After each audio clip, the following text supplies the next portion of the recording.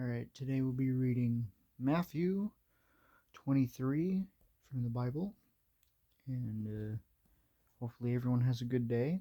And here we go. Jesus spoke to the crowds, to his disciples. Teachers of the law and the Pharisees sit in Moses' seat, he said. So you must obey them, do everything they tell you, but don't do what they do. They don't practice what they preach. They tie up heavy loads and put them on other people's shoulders, but they themselves aren't willing to lift a finger to move them.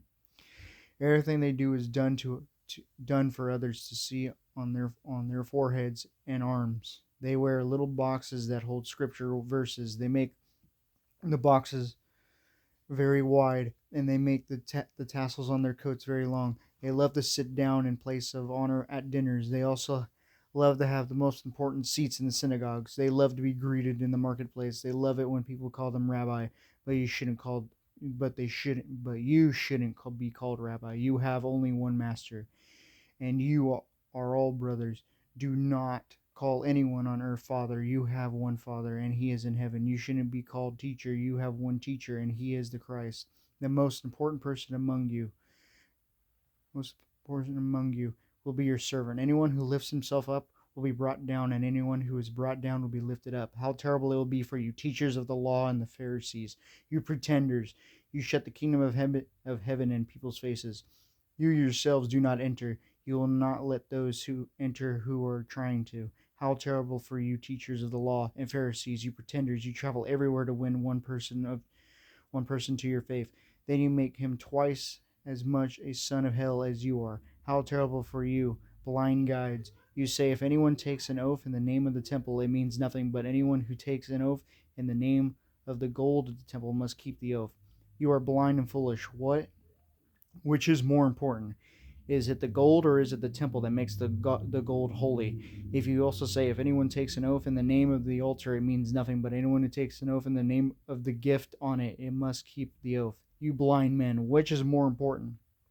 Is it the gift, or is it the altar that makes the gift holy? So anyone that takes an oath in the name of the altar takes an oath in the name of it and of everything on it. And anyone who takes an oath in the name of the temple takes an oath in the name of it and the one who lives in it. Anyone who takes an oath in the name of heaven takes an oath in the name of God's throne and of the one who sits on it. How terrible for you, teachers of the law and Pharisees, you pretenders! You give God a tenth of your spices like mint, dill, and cummin, but you have not practiced the more important things of law, like fairness, mercy, and faithfulness. You should have practiced the last things without failing to do the first. You blind guides, you remove the smallest insect from your food, but you swallow a whole camel. How terrible for you, teachers of the law and Pharisees, you pretenders! You clean the outside of the cup and dish, but on the inside you are full of greed. You only want to satisfy yourself. Blind Pharisee, first clean the inside of the cup and dish, then the outside will also be clean. How terrible for you, teachers of the law and Pharisees, you pretenders! You are like tombs that are painted white. They look beautiful on the outside, but on the inside they are full of bones of the dead. They are also full of other things that are not pure and clean. It is the same with you. On the outside you seem to be doing what is right, but on the inside you are full of what is wrong. You pretend to be what you are not. How terrible for you, teachers of the law and Pharisees, you pretenders! You build tombs for the prophets. You decorate the graves of the godly, and you say, if we had lived in the days of those who lived before us, we wouldn't have done what they did. We wouldn't have helped to kill the prophets. So you give witness against yourselves. You admit that you are the children of those who murder the prophets. This.